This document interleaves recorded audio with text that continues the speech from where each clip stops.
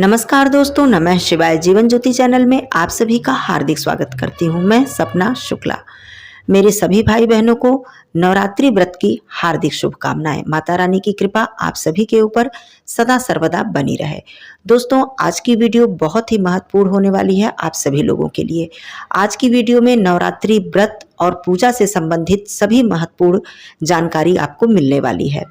पूजा आपको किस प्रकार करनी है, सरल पूजा विधि, कलश यदि आपने स्थापना की है तो उसकी पूजा आपको किस प्रकार से करनी है, या फिर आप बिना व्रत रखे भी पूजा कर सकते हैं या नहीं, कलश स्थापना का शुभ मुहूर्त क्या है, नवरात्रि इस बार कितने दिनों की होगी, कब शुरू है और कब समाप्त है, बहुत सारी महत्वपूर्ण बातें आप लोग जानेंगे। बहुत से भाई बहनों के मन में पूजा पाठ को लेकर, नवरात्रि व्रत में माता रानी की पूजा को लेकर बहुत सारी दुविधा की स्थिति होती है, तो वो सारा भ्रम आपका दूर होने वाला है। तो इस वीडियो में आप सभी लोग अंत तक बने रहिएगा। चैनल पे यदि आप पहली बार हैं तो चैनल को सब्सक्राइब जरूर कर लीजिएगा। कमेंट बॉक्स में माता रानी का जयकारा जरूर लगाइएगा। वीडियो मेरी उपयोगी लग जाए, पसंद आ जाए तो इसे एक लाइक जरूर ही कर दीजिएगा और लोगों में शेयर कीजिएगा। आइए सबसे पहले बताती हूँ कि इस बार 2025 में चैत्र नवरात्रि 30 मार्च से प्रारंभ होगी और यह 6 अप्रैल को समाप्त होगी। दोस्तों, इस बार खास बात यह है कि नवरात्रि केवल 8 दिनों की होगी, क्योंकि इस बार पंचमी तिथि की क्षय है, अर्थात पंचमी तिथि की हानि है, इसलिए नवरात्रि 8 दिनों की है। रविवार को नवरात्रि शुरू हो रही है और अगले रविवार को अर्थात 6 अप्रैल को नवमी, महानवमी का व्रत अर्थात रामनवमी का व्रत धारण किया जाएगा। आगे बताती हूँ कि कलश स्थापना का शुभ मुहूर्त क्या है। तो दोस्तों, 30 मार्च को सुबह हम कलश की स्थापना करेंगे, जिसका 2 मुहूर्त है। पहला 6:12 से लेकर 10:22 तक। दूसरा अभिजीत मुहूर्त है 11:52 से लेकर 12:50 तक। इन 2 समय में आप लोग कलश की स्थापना कर सकते हैं। अब सबसे महत्वपूर्ण बात यह है कि जो भी मेरे भाई बहन पहली बार व्रत को प्रारंभ करना चाहते हैं, क्या वो चैत्र नवरात्रि से व्रत को प्रारंभ कर सकते हैं? तो आप लोग बिल्कुल कर सकते हैं। देखिए, इस विषय में अपने घर की कुछ अलग अलग मान्यताएं होती है। बहुत से लोगों के यहाँ यह नियम होता है कि वो लोग शारदीय नवरात्रि अर्थात क्वार मास की नवरात्रि से व्रत को प्रारंभ करते हैं और बहुत से लोग चैत्र नवरात्रि से व्रत को प्रारंभ करते हैं। तो इस बात को एक बार आप अपने घर में जरूर पूछ लीजिएगा यदि आप पहली बार व्रत शुरू करने जा रहे हैं, क्योंकि इस बात को लेकर अपने अपने घर की जो परंपरा है वो अलग अलग होती है। दोनों ही नवरात्रि अपने आप में विशेष है। मेरे हिसाब से दोनों ही नवरात्रि में व्रत को प्रारंभ किया जा सकता है। तो आप इस बार भी कर सकते हैं और आप आश्विन मास की नवरात्रि से भी व्रत को प्रारंभ कर सकते हैं। बिना व्रत रखे भी आप संपूर्ण पूजा अर्चन कर सकते हैं। बिना व्रत रखे भी आप, केवल नियम यह है कि आप शुद्ध सात्विक रहें, लहसुन प्याज तामसिक भोजन का प्रयोग ना करें। ब्रह्मचर्य का पालन करते हुए 9 दिनों तक आप माता रानी की विधि विधान से पूजा अर्चना कर सकते हैं।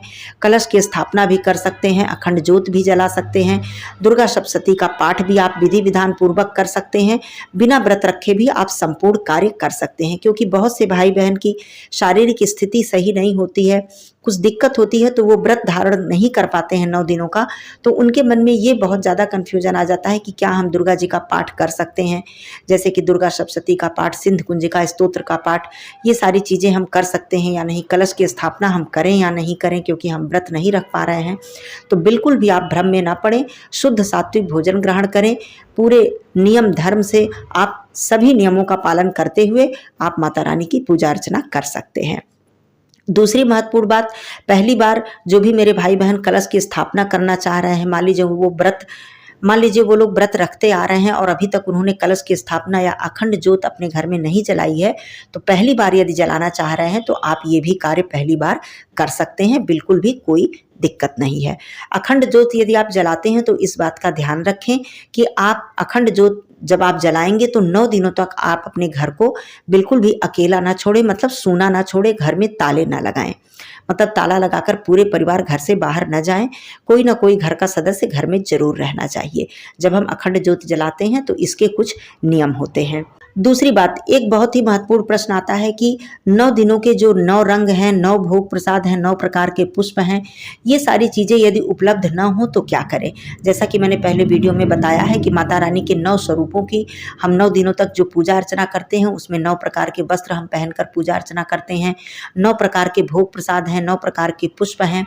तो ये सारी चीज़ें उपलब्ध ना हो तो बिल्कुल भी चिंता करने की आवश्यकता नहीं है। माता रानी केवल हमारा प्रेम और हमारी श्रद्धा देखती हैं। प्रतिदिन के लिए मैं बिल्कुल आसान भोग प्रसाद और सारी चीज़ें बता दे रही हूँ। प्रतिदिन जो भी मेरे भाई बहन हैं, खास करके जो हमारी बहनें हैं, वो लाल, गुलाबी, पीली इस तरह की साड़ियाँ या इस तरह के वस्त्र पहनकर वो प्रतिदिन की पूजा कर सकती हैं। इसमें कहीं से कोई दिक्कत नहीं है कि आपको 9 दिनों में 9 रंग के वस्त्र ही पहनने हैं, ऐसी कोई दिक्कत नहीं है।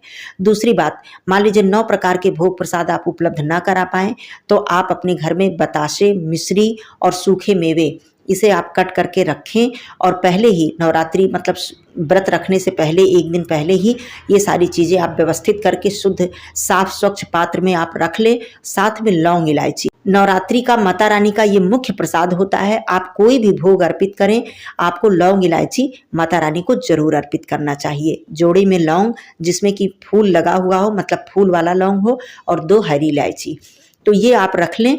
बतासे हैं, मिश्री है, सूखे मेवे हैं जो कि बहुत आसानी से आपको उपलब्ध हो जाएंगे। प्रतिदिन आप यही भोग प्रसाद अर्पित कर सकते हैं।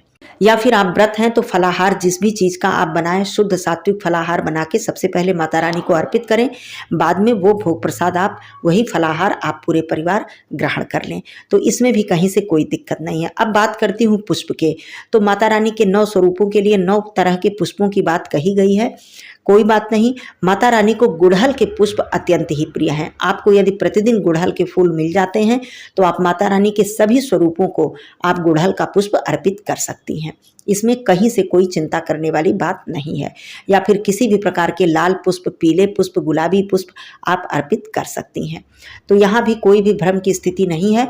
आप सभी लोग इस प्रकार से बिल्कुल सरल भाव से, श्रद्धा से, बिल्कुल जो भी आपकी अपनी भाषा हो, अपने तरीके से आप माता रानी से प्रार्थना करें, स्तुति करें, वंदना करें। अब आइए बात कर लेती हूँ पाठ के विषय में। तो देखिए, दुर्गा सप्तशती का पाठ 9 दिनों तक किया जाता है, जिसमें कि 7 दिनों में 13 अध्याय समाप्त हो जाते हैं। बाकी बचते हैं अष्टमी और नवमी, अर्थात 2 दिन जब बचते हैं तो इसमें हम देवी अथर्वशीर्ष का पाठ कर लेते हैं, या फिर माता रानी के 108 नामों का जप करते हैं, 32 नामों की माला कर लेते हैं। दूसरी बात, मान लीजिए आप पूरा दुर्गा सप्तशती मतलब 13 अध्याय जो हैं वो नहीं पढ़ पाते हैं तो केवल आप सिद्ध कुंजिका स्तोत्र का पाठ करें। आपको संपूर्ण दुर्गा सप्तशती के पाठ का लाभ प्राप्त हो जाएगा, जो कि केवल 3 मिनट में, 4 मिनट में समाप्त हो जाता है। ये बात हो गई। मान लीजिए कि आप कुछ नहीं कर पाते हैं तो आप माता जी के 108 नामों का जप कर लें प्रतिदिन, 32 नामों की माला कर लें, या आप केवल दुर्गा कवच का पाठ भी प्रतिदिन कर सकते हैं। सिद्ध कुंजिका स्तोत्र मैंने बता दिया। देवी अथर्व शीर्ष का पाठ भी आप प्रतिदिन कर सकते हैं, या फिर आप नवाण मंत्र का जप भी प्रतिदिन कर सकते हैं। इससे भी आपको दुर्गा सप्तशती के संपूर्ण पाठ का लाभ प्राप्त हो जाएगा। चलिए, ये बात हो गई। दूसरी महत्वपूर्ण बात, यदि आप नवरात्रि में चौकी की स्थापना करके, कलश की स्थापना करके आप पूजन अर्चन करते हैं तो बहुत अच्छी बात है। नहीं कर पाते हैं किसी भी कारणवश तो आप अपने घर के मंदिर में, जैसे कि आप प्रतिदिन पूजा अर्चना करते हैं, उसी प्रकार माता रानी का चित्र, प्रतिमा तो आपके घर के मंदिर में होगा ही। उसी प्रकार से आप प्रतिदिन जैसे पूजा करते हैं उसी प्रकार नवरात्रि में भी आप अपने घर के मंदिर में भी पूजन अर्चन कर सकते हैं। माता रानी को भोग प्रसाद अर्पित कर सकते हैं, स्तुति, वंदना, आरती सब कुछ आप कर सकते हैं। अब बात करती हूँ कि कलश स्थापना यदि आपने की है तो पूजन किस प्रकार करें। तो देखिए, कलश स्थापना का शुभ मुहूर्त मैंने बता दिया है।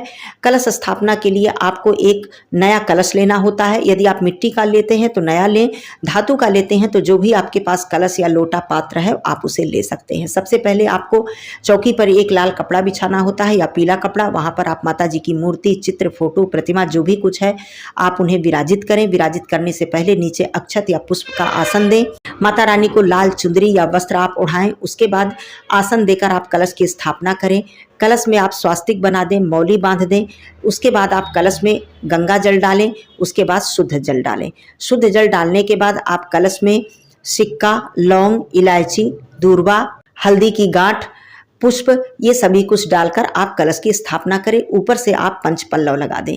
नवरात्रि में श्री कलश की स्थापना की जाती है। एक आप जटा वाला पानी वाला नारियल लें, उसमें आप मौली बांध दें या फिर लाल वस्त्र लपेट दें और नारियल का जो मुख है उसे अपनी तरफ करके, जो भी व्यक्ति पूजा करने बैठता है नारियल का मुख उन्हीं के तरफ होना चाहिए, अपनी तरफ मुख करके आप नारियल की स्थापना कर दें।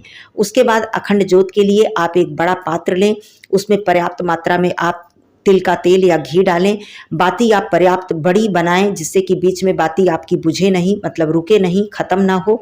बाती बनाने के बाद आप जो अखंड ज्योत है उन्हें भी आप आसन दें। एक पात्र में स्वास्तिक बना लें, वहां पर अक्षत या पुष्प का आसन देकर उसी पात्र में आप अखंड ज्योत की स्थापना करें। आपको ज्वारे बोना है तो ज्वारे के लिए आप मिट्टी का एक चौड़े मुंह का पात्र लें, उसमें आप स्वच्छ मिट्टी, किसी पवित्र स्थान की मिट्टी या पीपल के वृक्ष के नीचे से आप मिट्टी लाकर आप मिट्टी डालें। ज्वारे को रात भर भिगो दें, सुबह उसमें आप ज्वारे बोएं, ऊपर से फिर मिट्टी डालें और पानी के छींटे लगाकर आप स्थापित कर दें। चौकी पर ही आप कलश, माता जी की मूर्ति, ज्वारे और ज्योत को स्थापित करें। पूजा से संबंधित किसी भी सामग्री को आप जमीन पर न रखें। सभी कुछ स्थापना करने के बाद, शुभ समय में स्थापना करने के बाद आप सभी सामग्री की व्यवस्था थाल में कर लें। माता रानी के लिए अबीर, गुलाल, चंदन, सिंदूर, धूप, दीप, कपूर, पुष्प इत्यादि भोग प्रसाद सब कुछ आप व्यवस्था करके आसन लगाकर बैठें, आचमन करें, पवित्रीकरण करें। उसके बाद सबसे पहले आप सभी देवी देवताओं को, कलश को, अखंड ज्योति और जो आपने ज्वारे बोए हैं सभी को आप स्नान कराएं। स्नान कराने के बाद आप एक एक करके सभी पूजन आपको करना चाहिए। जैसे कि आपको कलश की पूजा करनी चाहिए, कलश में सभी देवी देवताओं का आवाहन आप करें प्रथम दिन और उसके बाद कलश की पूजा करें। नारियल की पूजा करें जिन्हें कि माता लक्ष्मी जी का स्वरूप माना जाता है। अखंड ज्योत की आप पूजा करें। ज्वारे जिन्हें कि मां अन्नपूर्णा का स्वरूप माना जाता है। जौ इसीलिए बोया जाता है क्योंकि सृष्टि की पहली जो फसल है उसे जौ ही माना गया है, तो जौ बोकर हम अपने घर में सुख समृद्धि की कामना करते हैं। सभी पूजन अर्चन करके माता रानी की पूजा अर्चना करें। सिंदूर, अक्षत, पुष्प, कुमकुम, चंदन सब पूजन अर्चन करने के बाद आप माता रानी के समक्ष भोग प्रसाद रख दें। अखंड ज्योत आप इसी दिन, मतलब प्रथम दिन जब आप पूजा करने बैठेंगे, अखंड ज्योत आप पूजन अर्चन करके आप प्रज्वलित करेंगे और उसके बाद प्रतिदिन अखंड ज्योत की आप रक्षा करेंगे कि हवा ना लगने पाए, उसमें कीड़े मकोड़े ना पड़ने पाए। बड़े ही सावधानी से आप बाती को बढ़ाते रहें, तेल का ध्यान रखें, बिल्कुल स्वच्छता से आप अखंड ज्योत का ध्यान रखें। मान लीजिए कभी भी 9 दिनों में बीच में अखंड ज्योत बुझ जाए तो मन में किसी भी प्रकार का भ्रम ना लाएं, किसी भी प्रकार का डर अपने मन में न लाएं कि माता रानी नाराज हो गई, हमारे घर में कुछ अशुभ हो जाएगा, अपशगुन हो जाएगा। ऐसा बिल्कुल नहीं होता है, लेकिन अपनी तरफ से आप सावधानी जरूर रखें। मान लीजिए ऐसा कभी हो जाए तो फिर से आप माता रानी से प्रार्थना करके अखंड ज्योत को दोबारा प्रज्वलित कर दें। तो इस प्रकार पूजन अर्चन में भक्ति भाव में कहीं भी भ्रम नहीं लाना चाहिए, डर नहीं लाना चाहिए। बिल्कुल सरल मन से, श्रद्धा भक्ति से माता रानी की पूजा अर्चना करें। पाठ की जहाँ तक बात है, आप सुबह की पूजा में भी पाठ कर सकते हैं और संध्या पूजन में भी अपना जो भी आपका पाठ है उसे आप कर सकते हैं। संध्या के समय भी उसी प्रकार से धूप, दीप, नैवेद्य, अक्षत, पुष्प से आप पूजन अर्चन करें, भोग प्रसाद अर्पित करें और विधि विधान से आरती करें। तो ये सारे कार्य आप व्रत रखकर भी कर सकते हैं और बिना व्रत रखे भी कर सकते हैं। प्रयास करें कि 9 दिनों तक घर में शुद्ध और सात्विक भोजन ही बने। परिवार का कोई भी सदस्य यदि लहसुन प्याज का प्रयोग ना करे तो बहुत ही उत्तम है, नहीं तो कम से कम जो पूजन अर्चन जो लोग कर रहे हैं, चाहे वो पुरुष हों चाहे वो स्त्री हों, कम से कम उन्हें तो शुद्ध सात्विक भोजन 9 दिनों तक ग्रहण करना चाहिए। तो इस तरह से ये नियम है।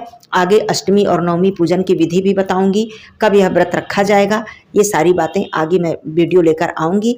आज की वीडियो यहीं तक है। आप सभी लोगों के ऊपर माता रानी की कृपा सदा सर्वदा बनी रहे। फिर मिलती हूँ अगले वीडियो में, तब तक के लिए धन्यवाद। नमः शिवाय, हर हर महादेव।